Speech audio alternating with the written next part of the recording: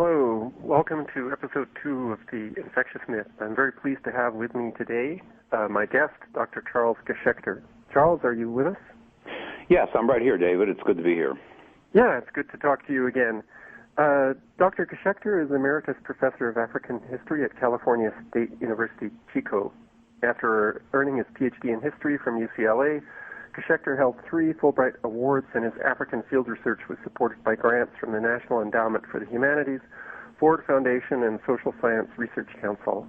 His publications have examined various aspects of modern Somali history, techniques of documentary filmmaking, and reappraising the AIDS epidemic in Africa. From 2000 to 2003, Charles Geshekter was a member of the South African Presidential AIDS Advisory Panel. And personally, I've also known him as a member of the board of Rethinking AIDS for much longer than I've been involved. And full disclosure, I'm the president of that organization. And I've also known him as a speaker at the RA 2009 conference. So today, I think we'll talk about Africa and AIDS. Those seem to be 2 areas that you're very familiar with.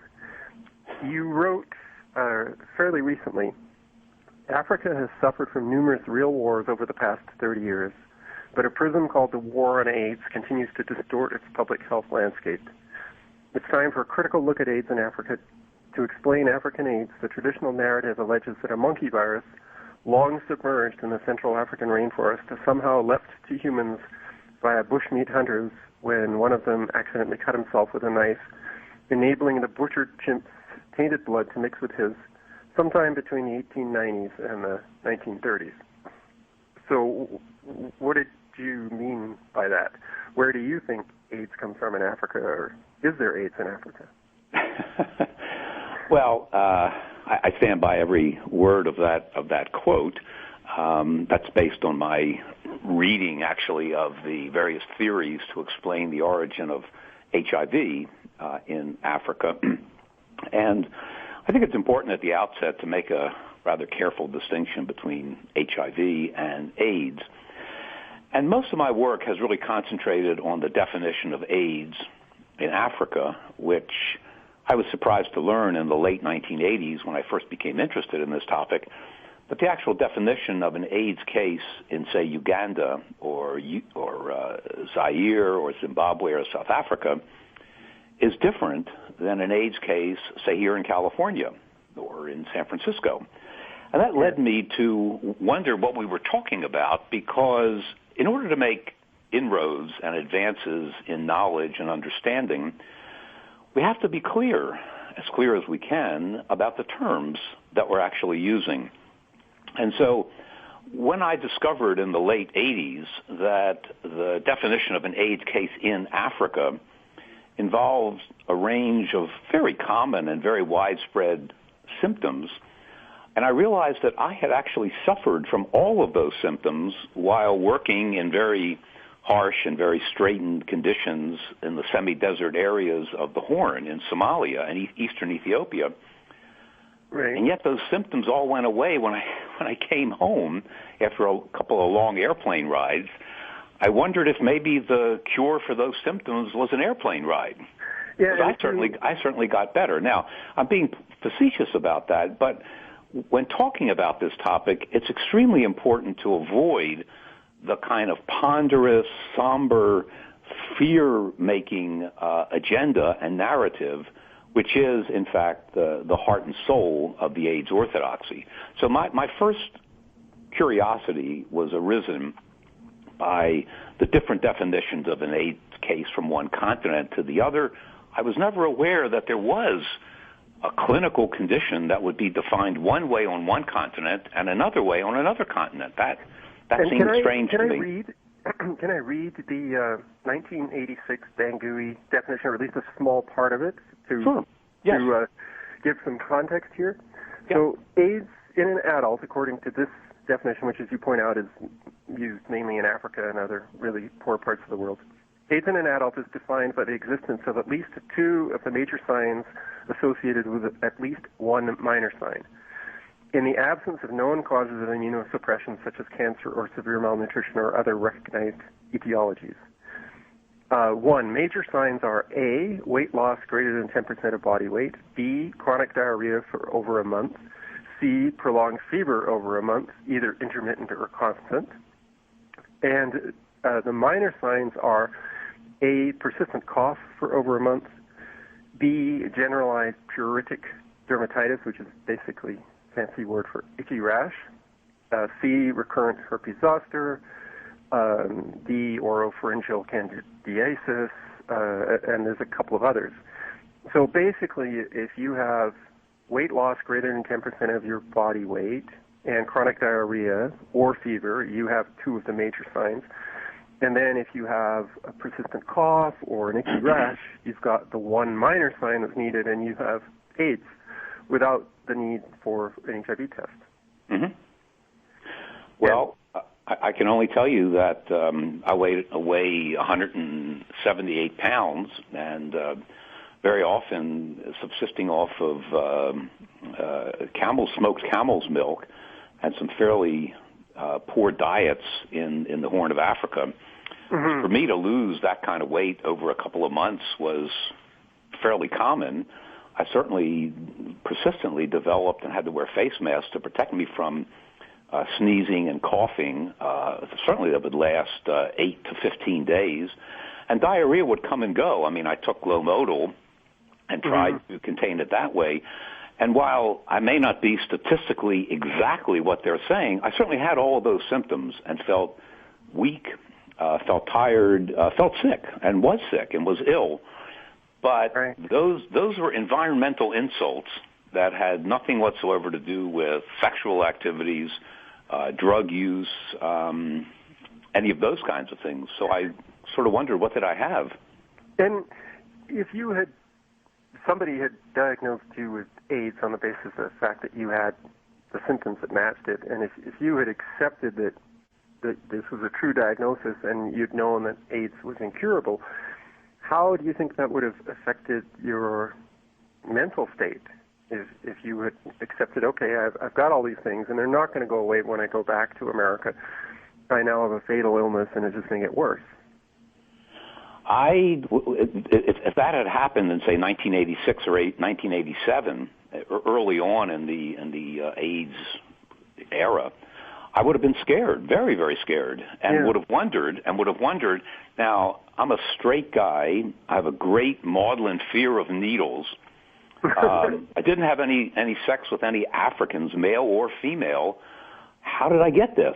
I would have started to wonder about it, but I would have been scared. I would have been investigating in a very frightened state. There's no doubt about that, which I think is important to understand, that state of mind among people globally is probably still the same today in 2014. And I think it's been stimulated and those fires stoked by the AIDS orthodoxy. It is part and parcel of their agenda, if you will. Yeah, I mean, every year at the Oscars we have at least one movie that mentioned AIDS. This year we had Dallas Buyers Club about people, desperately going from the U.S. to Mexico to get somewhat ill-defined drugs, because the only drug available back then was AZT. But I don't want to wander too far off topic by starting to talk about AZT and AIDS in America. So how do people in Somalia deal with this? Like, do you think that people in Somalia are better adapted to the conditions that you experienced and experienced less of the illnesses that you had, or is this just a sad part of life that they're not healthy on a regular basis? Well, I mean, the government and the entire state in Somalia, which had been created in 1960, part independence from Italy and part from Britain, and they united for the Republic of Somalia. The government and the state completely fell apart in January of 1991 after 31 years, and in the 23 years since then, there has been no government, there's been no state in Somalia. And so records and record keeping of public health concerns are, just a sheer guess, frankly. Statistics gathering is all but non-existent in Somalia. But having been there a couple of times, the last time I was there was 2001, and it's a very harsh, foreboding kind of atmosphere there with guns and firearms all over the place and high levels of insecurity. But when I was there in 2001 in the north of Somalia, I did meet with some doctors, and we just had a casual conversation in Hargeisa, the capital of the Somaliland Republic, and I simply asked them, well, what are the most common ailments that people suffer from here? And they rattled them, right off. In the coastal areas, some malaria.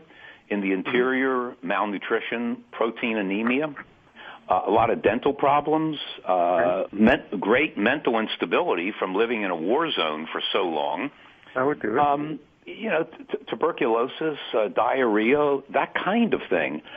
It's a fairly conservative Muslim society.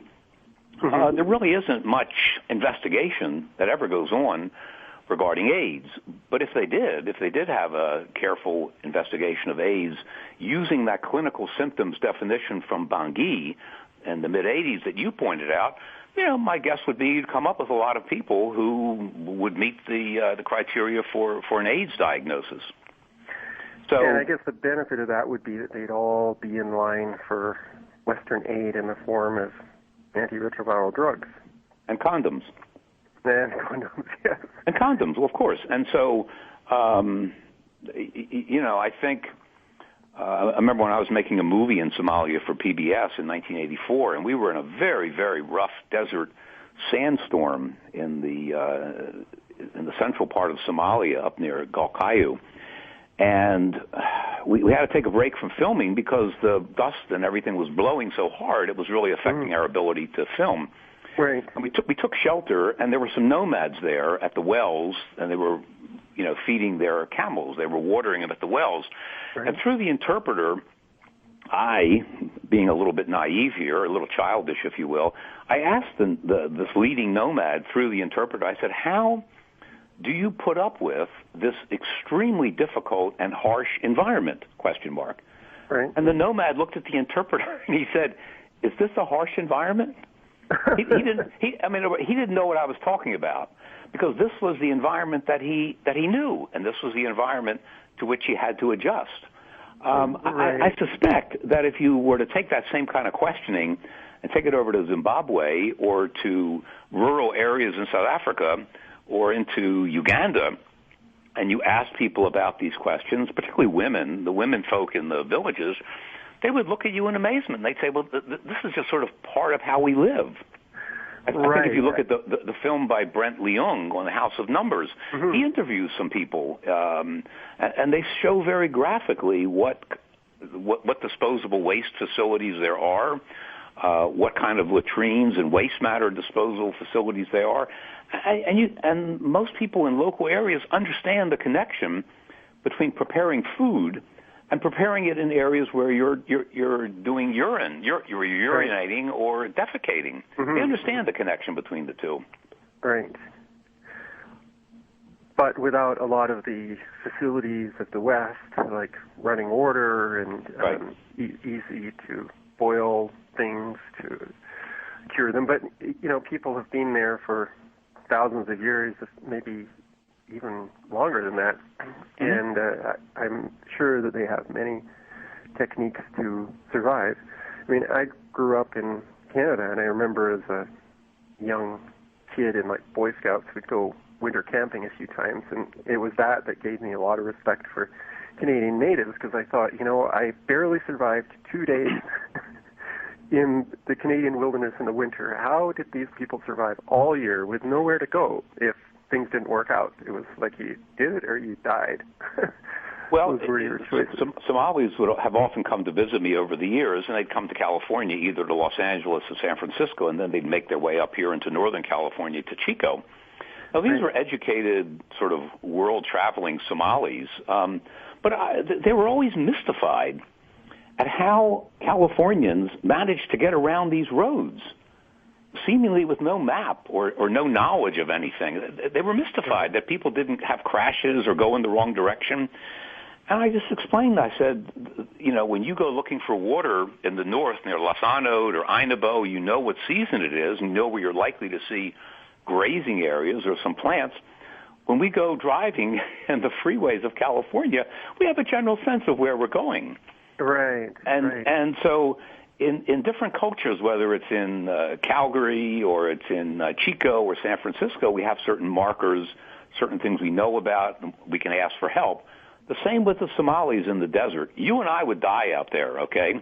Yes. Many Somalis would probably die trying to drive a car around Los Angeles. Yes. I was going to say that if you shipped some of these Somalis into like downtown New York City, would they say, now this is a harsh environment? They might, because they couldn't see, if they couldn't see the moon and they couldn't see the sun and they couldn't get fresh camel's milk, and they looked at what passed for edible foods in New York, they might well say the same thing, but the best of them would adapt. They would adjust. And they would know what they don't want to eat. They don't want to eat raw fish. They don't want to eat any pork products. And they'd be very careful about what they did put in their bodies, as we would if we were in Somalia. Right.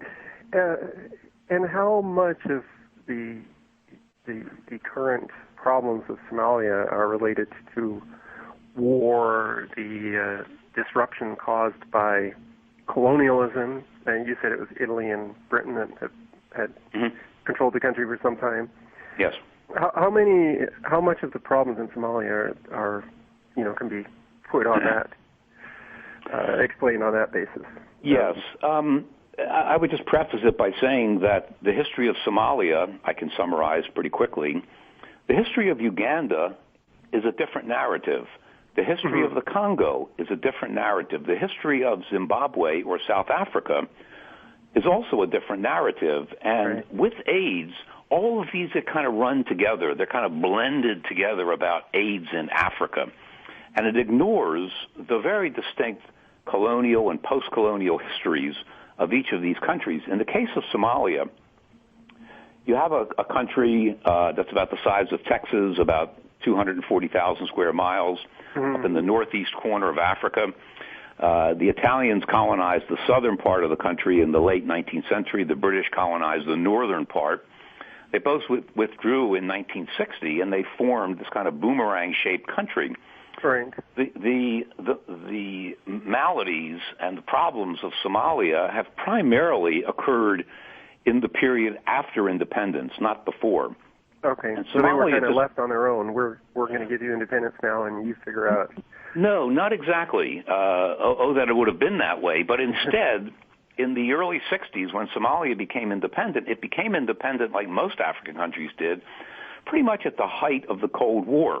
Right. And given Somalia's geopolitical location, at the bottom of the Red Sea and across from South Arabia, a major shipping lane for oil tankers and so forth, it became a kind of object of affection, first of the West until 1989, then of the Soviet Union and the Soviet bloc until 1977, and then after 77 to 91, the West once again, plus the Arab League. Okay, wait a minute. There's a little problem with the years here. You said until 99 or 69?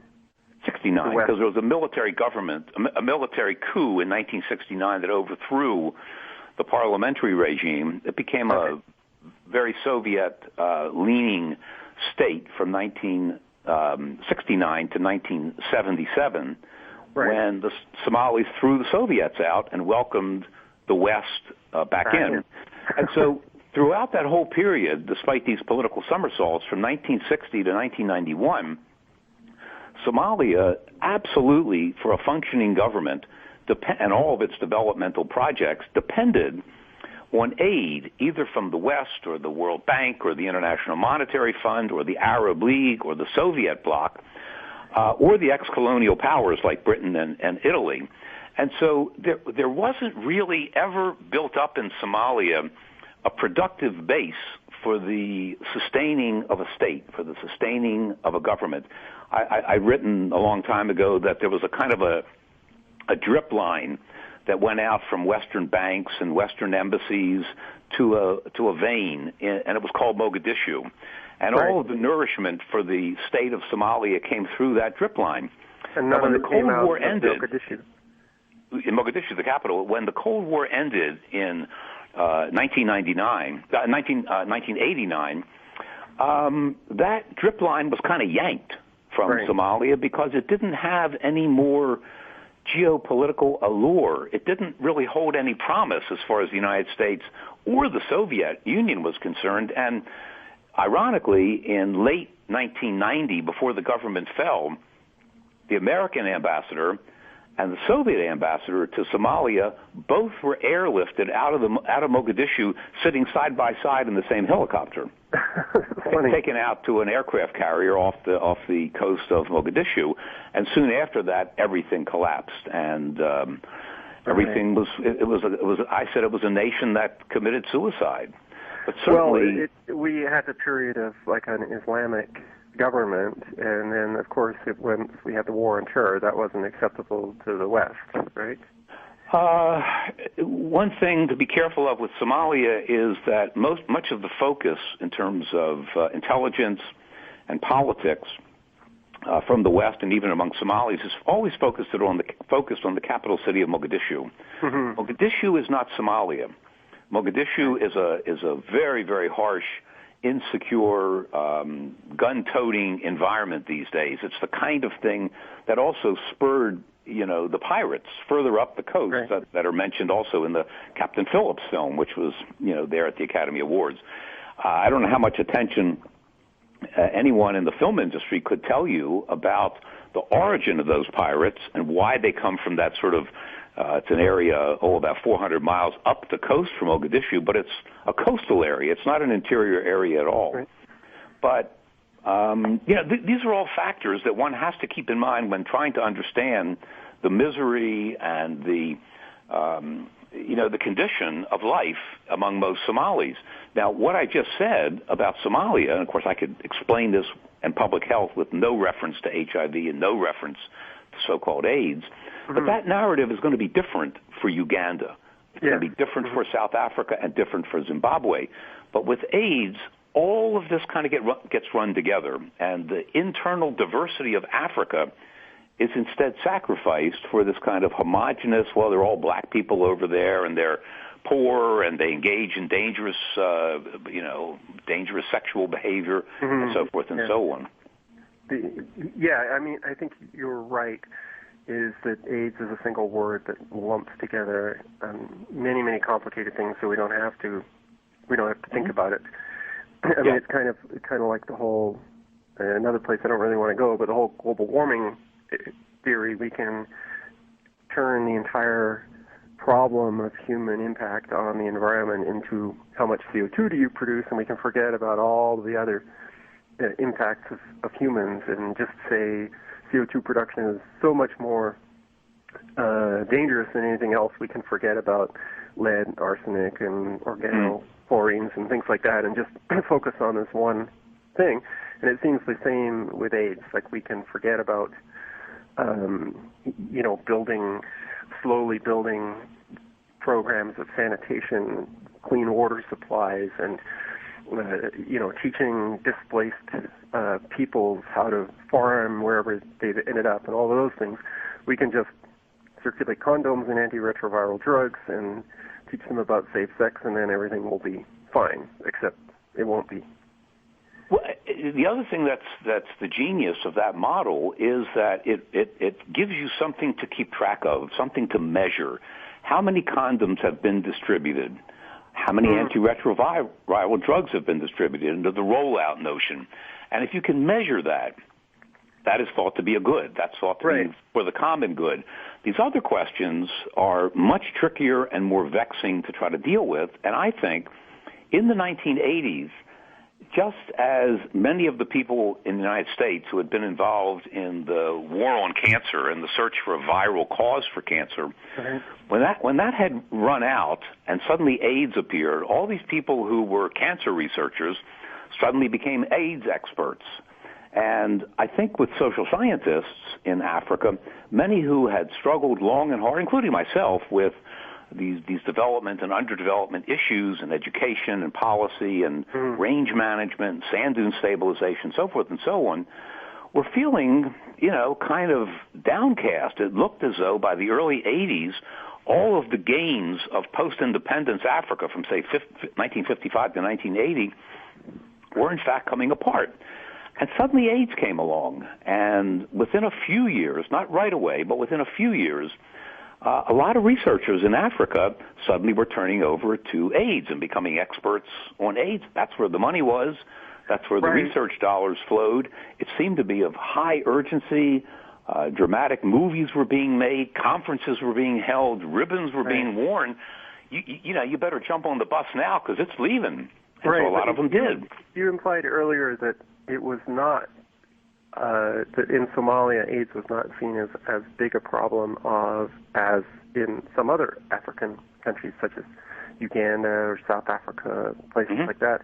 Was that because the political problems of Somalia were so blatantly obvious that it was pretty hard to explain death and destruction by a virus when it was pretty obvious that it was displacement of people, family members being shot by bandits, that kind of stuff? It was obvious. No, I don't know that was understood by any of the AIDS researchers. I'm very unimpressed by any AIDS researcher's knowledge of the local political economies, culture, and history of the country in which they're working. I think one of the main reasons why there wasn't seemed to be much AIDS in Somalia was that given the inherent insecurity and dangerousness of life in Somalia, AIDS researchers wouldn't go there. So I think if you go and look at the number of AIDS researchers who decamped into southwestern Uganda, into Rakai province, for example, Ronald Gray and that crowd, or the number of AIDS researchers who decamped into the former squalid Bantustans, the homelands in South Africa, you would see that many of these AIDS researchers are not the great heroes they make themselves out to be. Where they generally go are places in Africa which are A, pretty secure, number B, pretty comfortable to live in, and C, they're pretty much welcomed because of their money by local folks. It's almost as if to say, or it is to say, if you want to know where you can expect to find a lot of AIDS cases, go look for a lot of AIDS researchers, and you will find it there. Yes, there's probably what you see depends on what you're looking for. That's a scientific axiom, and that's exactly what has happened in Zaire, for example, and Uganda, and Zimbabwe, and South Africa. I mean, I'm just ticking these countries off. So I think the presence of AIDS researchers is usually a causal factor for finding a lot of AIDS cases. They have to. That's what they're in business to research. I mean, the old development model used to be that we'd send people over from the West and they would build a dam, or they'd build a school, or they'd dig wells or something like that. But the reality is a lot of the money that went over would go to a small elite in those countries, and a lot of development programs fell apart for a variety of reasons, and the money never really spread out. And in the case of AIDS, we're doing somewhat a similar thing. We're throwing even more money at it, but in this case, we're not. There's not a possibility of coming out the other end with clean drinking water or a new school or anything like that. What you're going to get is a bunch of antiretroviral drugs and a bunch of people suffering the side effects from those drugs. So even if the money is not wasted, which it often is through corruption and graft and all those other things, what you're going to do is give drugs to people that cause things like anemia, which I'm sure in Somalia is already a huge problem, or any other African country. Yes, I don't disagree with any of that. I used to argue in the 80s, anyhow, when I was in Somalia or in Kenya, and I was in local areas, and I would talk to aid officials from the United States, Agency for International Development people in the 80s. I would say, why don't you develop a program for, say, rural electrification or for rural literacy, or for the distribution of tuberculosis drugs, or treatment of malaria, with nets and so forth. Why don't you develop a doable program for a local area? Come in and explain to the local people, to the headmen, to the elders, to the leaders of the community or communities what you want to do and what your budget is and what's the period of time. And if they say that's a great idea, they want to be involved in that, then fund that with every dollar you've got. If the local people say that doesn't sound like a very good idea to us, or we think we ought to do this, pay attention to what they say and go on and do something else. Whenever I would say that, I would be laughed at as just a kind of a ivory towered prof with no real understanding of what things are like on the ground in Africa. And yet I beg to differ. I say, I do know what's on the ground in Africa. Why don't you ask the people that know best, which are the people that live here, not people from Michigan or Alberta or California, but the people that live here in Kisumu, or in Nyeri or any of the areas of central Kenya or Somalia for that matter. Right. Maybe we can turn to how you got started questioning AIDS. What was it what were the things that twigged you that what everybody else was thinking might not be true? I think the first thing that got my curiosity up was the fact that I was working in the field in Somalia in 87, 88, 89, and I was doing this really obscure research on the livestock trade and live sheep trade out of Somalia to the Middle East. There's, for Muslims to go to the holy city of Mecca, there's a holy sacrifice that's made. It's called the Qurbani sacrifice, and sheep have to be slaughtered in the particular style, like a kosher way, the halal style.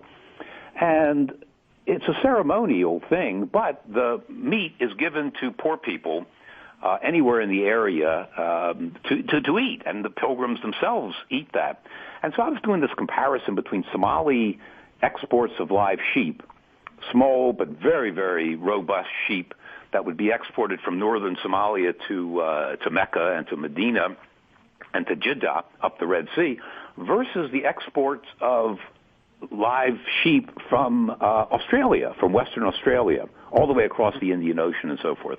Right. And I was having the most difficult time getting reliable numbers. I mean, I was doing economic history, so I needed to have reasonable statistics. Right. And they were very hard to get, in the bush, in the rural areas. Yeah. I come down to Mogadishu, and the World Bank people, they had all these numbers. And I said, where'd you get these? How did you know these numbers? And, of course, they'd kind of, cluck and shuffle their feet a little bit. And they were just totally made up. They really were. They were just extrapolations rooted on nothing. Right. So when I got to thinking about this in the late 80s and I started to ask myself about AIDS, I was startled and amazed and very impressed by the number of cases of AIDS that were known to be in Uganda, or the number of cases of HIV infection in Zaire. And right. I said, I wonder, where do they get these numbers from? How are they so reliable? And in countries I think James that do not have a reliable statistical organization. Right. I've heard that pretty much only South Africa has reliable statistics. Yes. There was an outfit out of Harvard that it's called the Global Burden of Disease. Right. And sub-Saharan Africa is got the lowest statistical basis for the causes of death, for mortality. They're really only sure, says the Global Burden of Disease Center at Harvard, they say pretty standardly that in all of Africa, they probably can only be sure of the cause of death for maybe 2 or 3% of the people. That's the lowest of any region in the world. But of that 2 or 3%, surely 70% of those numbers come from South Africa, which does have a very reliable statistical base. And so I think my first concern and curiosity was over these numbers from nowhere. Where do they come from? And the more I scratched and the more I dug, and that's continued for 25 years, I've just been amazed at the lack of curiosity, the lack of criticism on the part of the media or on the part of other AIDS scientists into these rather elementary questions. It also applies to the United States. I mean, for example, just if I can, March 28th is called sort of like Native Americans and Indians HIV/AIDS Awareness Day. I didn't know that. Yes, coming up on March. It's probably March an awareness day for every day of the year. Okay. I think I have the numbers somewhere here. I was kind of curious as to how many. Let's see. I was curious as to how many Native Americans there are in some of the key years, and I think I've got it here somewhere. The number of here it is. Okay. Between the age of 25 and 34, the Indian population, according to the 2010 census in the United States, 650,000. That's the total Indian population of the United States, 25 to 34, the most vulnerable age cohort for HIV or for AIDS. Right. For 2010, which is the last year we have good data from the CDC, which came out in December of 2013, the total number of Native Americans who died of all causes in that age cohort, which of 650,000, the total number of deaths from all causes is 795. That's the total cause, all causes, most of them involving accidents, suicide, and murder. The total number of people out of 650,000 in the Native American community who died of HIV is number 7 on the leading cause of death. But the total number who died of HIV in 2010, 9. So, I would wonder, now, given that fact, given that number, why are we having a special day for this? What's the awareness? That seems to be pretty aware as far as I can tell. But 9 is much bigger than 1. 9 is 900 times better than 1. So right, and if it goes up to 10 the following year, then that'll be a 10% increase. And there's been a 10% jump in the number of deaths from HIV in the Native American communities. Yeah, the favorite trick in Canada with their statistics is they express AIDS cases as a percentage, and this helps you to avoid attention to the fact that the number of cases goes down every year, and I think in Canada the number of deaths is under 100 a year in the total population of the country. But the nice thing about percentages is that in order to make it 100%, one portion has to go up if another goes down. So what we have, in Canada, for example, from between 2005 and 2010, we have Aboriginals making up 25% of the HIV diagnoses in 2005 and 35% in 2010, but the actual number of cases amongst Aboriginals has gone down. But we can write that the epidemic is increasingly becoming an epidemic of Aboriginals because they now make up 35% of the cases. And nobody will do the math to figure out, okay, well, that's actually fewer than before, so we should be happy that it's going down in every group, it's just not as fast in Aboriginals. Well, I think you also, because it was statistics that got me first interested in all of this, and particularly the absence of good, reliable data in Africa. If you also look at really sound statistical bases, such as the state of California, or better, the San Francisco Department of Public Health, there are remarkable statistics, which, you have to put on a little green visor and you have to do some elbow grease here to find these out because they don't make it easy to find this out. But I've been following for the last 20 years what's been called the HIV/AIDS Quarterly Surveillance Report that comes out of the San Francisco Department of Public Health. And there, as of late 2011, you could find a table that listed adult adolescent HIV/AIDS cases over the age of 12 by transmission category, 1980 to 2011. So that's 31 years of keeping track of AIDS in one of the areas where some have said AIDS was born in Los Angeles or San Francisco. Okay, you go look here, and you look at the total number of heterosexual contact females. How many heterosexual contact females are said to have AIDS or HIV/AIDS over 31 years? And that number is 321. That's official. I've got my finger on the number here. 321. That's roughly about 10 a year. In a city where 90% of the people are heterosexuals, and many of the women in San Francisco certainly are upscale and lead a party-style life. There's no doubt about that. But 321. How about heterosexual contact males? Heterosexual contact males over 31 years in San Francisco, 161. Wow. Now, bear in mind that there's a little number next to each one of those categories, a number 2. And watch how this enables them to expand the category. Number 2 says the 321 women, 161 men over 31 years, but includes persons who have had heterosexual contact with a person with HIV/AIDS or with a person who is at risk for HIV. So there's guilt by association that even increases that number even further. So, but it's still not very big. It's not very big. And so what's happened is, I just got the latest AIDS report from San Francisco, and they've changed the basis for accounting.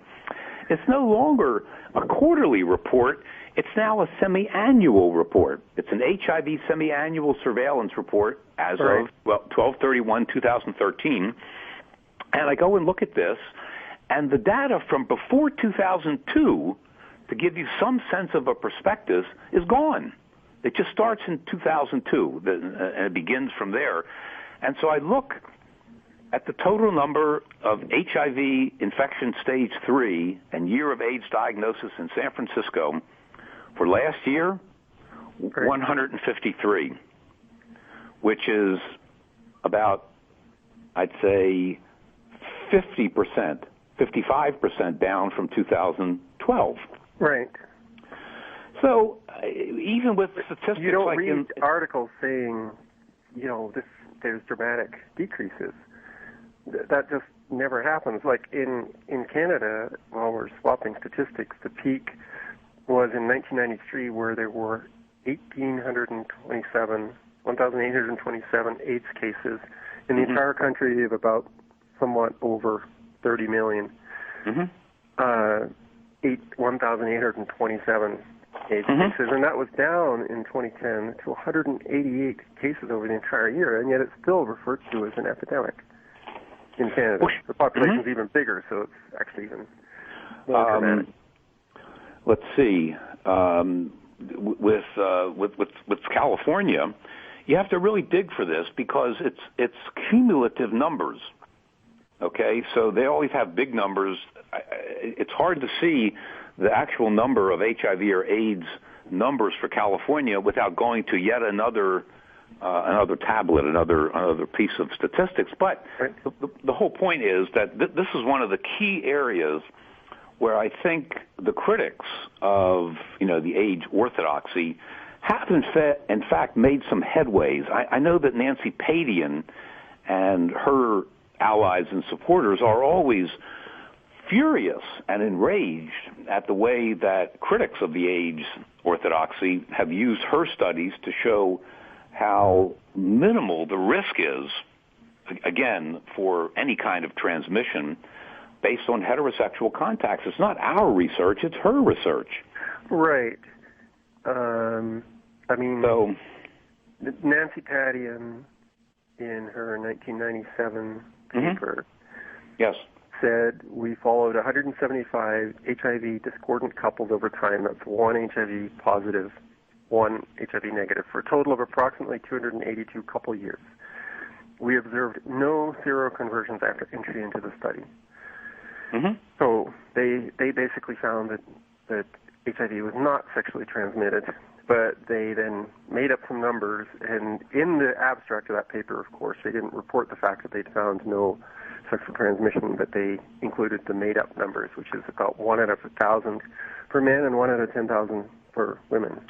Well, Nancy Padian was in San Francisco at the national meeting of the American Association for the Advancement of Science, the AAAS, in February of '09, I think it was. And I was in the audience, and she made her typical presentation. And they would never. I raised my hand, but they never recognized me. But I did have her email address. I went up to her and I got her email address from her, right. And I sent her an email with a copy to somebody else in the AAAS, and I said how interesting and how stimulating it was to hear her presentation, and it helped explain a lot of things in my mind. And I was most grateful for her hard work in this behalf. But I said, wonder if she could help me with a statistic that I was having trouble understanding. And I cited the statistics with the table and the page from the quarterly surveillance report. It would have been from back around 2008, where I had those numbers about heterosexual contact males and heterosexual contact females. And I wondered if she could just kind of sort of help me out with what seemed in her mind to be the most plausible suggestions for those rather low numbers. Yes. Never got a response, and so I waited about a month, emailed her back again, copies to more people, and I said, I know you're very busy traveling and so forth, doing research. Maybe this email went astray. So could I raise it again with you? And I was just kind of wondering how I'm working on a book on AIDS, and I don't understand how these numbers can be so low. So what you're saying is if HIV is sexually transmitted, and given that we know there's a lot of bisexual men around, and in San Francisco, which has a very large gay population, there's going to be a lot of sexual mixing between the homosexual and heterosexual population. There should be a lot more heterosexual cases. But they're not there. Now, let me give you another little example. I teach at Cal State University in Chico. For a long time, it's had this undeserved reputation of being a great party school. And a lot of people believe it. In its January 1987 issue, Playboy, a very important scientific journal, rated CSU Chico as the #1 party school in America. Okay? So about 2005 or 2006, I went over to the Student Health Center, and I met with a doctor there who was concerned about sexually transmitted diseases, which they were. And I wanted to know, when did they start giving HIV tests? And they said 1989. And I said, how many do you roughly give a year? And she said, about 1,000. I said, okay, so that would work out to about 16,000 HIV tests on a population that is known to be very sexually active because of the number of cases of genital warts and of herpes simplex. Right. And so, but there's no gonorrhea, no syphilis. It's a fairly well-to-do upper middle class, largely white student body that parties like hell, drinks, and screws around a lot. Right. I said, of the 16,000 HIV tests given on this admittedly sexually active population, how many came back positive? And she looked at me and she said, 1. I said, 1. Which is an easy number to remember, 1. I thought, from what I've seen, that if you took 1,000 low-risk people, you'd probably get 1 positive HIV test. So that's extraordinarily low.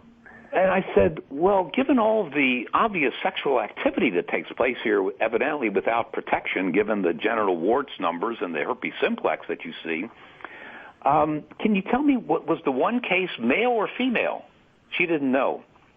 I said, was it an IV or psychoactive drug user? Didn't know that either. I said, was the person straight or gay? Didn't know that either. You'd think you'd remember something like that. I looked her right in the eye, and I said, well, given what we know about HIV and, how unprotected sex is what contributes to its spread, how do you explain this extraordinarily low number? I mean, a heartbeat away from 0. How do you explain this low number at the health center in Chico over 16 years. David, she looked at me, and she said, I really don't know. I don't have an explanation. And so at that point, a person like me has two choices. I can say, have you ever thought about blah, blah, blah, blah, blah, blah, or you thank her and you get up and walk away. I thanked her, and I left because... That was the right decision, because sure. if she had been interested in critical thinking, she had a lot of time to sit back and think about that. And you'd think if she thought about it, she would have gone into the records and said, well, was this a gay man? Was this an African?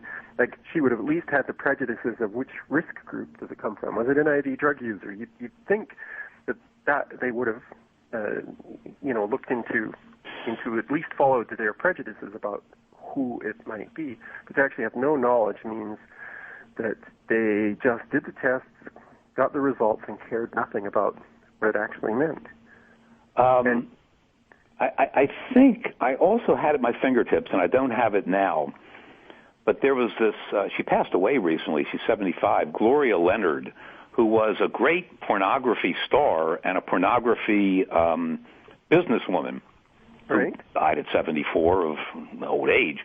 But back in 2005, Gloria Leonard was involved with giving HIV tests to the male and female porn stars, right. And that's based in L.A. And I think, and I could dig this up if I had to, between about 1985 and 2005, they'd administered about 85,000 HIV tests to male and female porn stars. And of the 85,000, nine had come back positive. Wow.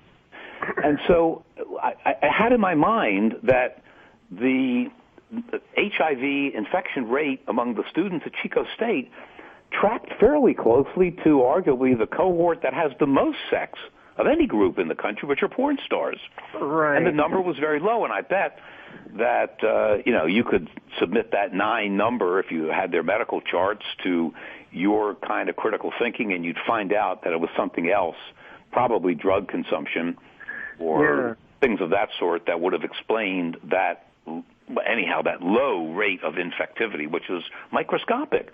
Yeah, and yet if you went to a campus that was mostly black people, even if they were mostly middle class and fairly well off, you'd probably find a much higher rate, at least according to the research of Dr. Henry Bauer, who's found that it's kind of genetic predisposition to testing positive on the HIV test, which, as Henry Bauer has said, that either means that blacks are very, very promiscuous, or there's something wrong with the AIDS theory. And given that every measure of sexual activity amongst blacks shows that they are similar to whites or more conservative. Definitely more conservative, yes. Yes, I mean, certain populations, like in Somalia, how, what did you observe about the sexual practices? Like, people were married. What happened in Somalia if you had an affair? Very, very dangerous, because in Somalia to this day, the practice of female, circumcision, female genital mutilation, is still widely practiced, and so almost all the little girls undergo this removal of their clitoris and the stitching back of their vagina so that they are guaranteed to be virginal for their husband, and that makes sexual activity extremely painful and very difficult for Somali women. Right. For that reason, many Somali men, while they'll be married to a Somali woman, will in fact take a girlfriend or some kind of a lover on the side who is not Somali, who's maybe European. And again, this isn't something that would go on in Somalia because the white population of Somalia is so small. Right. It would, in fact, generally take place if they were traveling abroad, which means there's a social class element involved in this, and nomads. Everybody knows everybody's business in these small nomadic hamlets. The same thing in Zululand. Everybody knows everybody's business. You don't go wandering from hut to hut when you're way home and having sex with this woman or that woman. That'll get you killed in no time in Zululand in South Africa. Right. Some aggrieved husband or something. Sure. Do you in? So, everybody will know about it too. There's no Marriott hotel that you can squire away to under the cover of darkness. These are rural areas where everybody knows everybody else's business, and that in and of itself creates a very conservative rural sexual climate, if you will. Right, which is definitely not what the West thinks of when they think of Africa. There's a lot of holier-than-thou talk about that, but then you only have to go to the grocery store, to the checkout counter, and see these trashy magazines that are obsessed with the sex lives of the rich and famous. Mm-hmm. And look at advertising and all those other things where you see, a much higher level of sexual freedom in the West, and yet somehow that means that Africans have more sex than white people in the West have. I don't understand. Well, I'm still looking for a good, clear explanation from the CDC about why we need to have this HIV/AIDS Awareness Day for Native Americans. I mean, are they aware of how small the number is? Well, they probably are, but maybe they can go up to Canada and learn this trick with percentages. And given that, the whole number of AIDS cases is declining everywhere, maybe one year they'll have an increase from 9 to 10 in Aboriginal AIDS cases, and they can, maybe combined with the decline in other areas, they can say that Aboriginal cases have risen from 8% to a shocking 12% of all AIDS cases in America, and we have to do something about the epidemic. When you actually look at the statistics, maybe it's gone from 9 to 10. Mm-hmm. There are many tricks that they know. And when I years ago tried to write to the CDC to get information that I knew that they had, I was working with a Ukrainian statistician we saw the reports, and we knew that they had this data, and we wanted to get some of their raw data without any, individual identifiers, which is their first excuse that would reveal people's names. And they wouldn't give it to us. So I think your instincts about statistics are right. I think I hear the music telling us that we've come to the end of the hour. I'd just like to thank you very much for sharing your knowledge about Somalia and AIDS and how those two things interact. And I'm sure people will learn a lot from what you've talked about today. Good. It's been a pleasure being here with you, David. Thank you. Yeah, thanks so much, Charles. All right. It's been a great pleasure. Goodbye.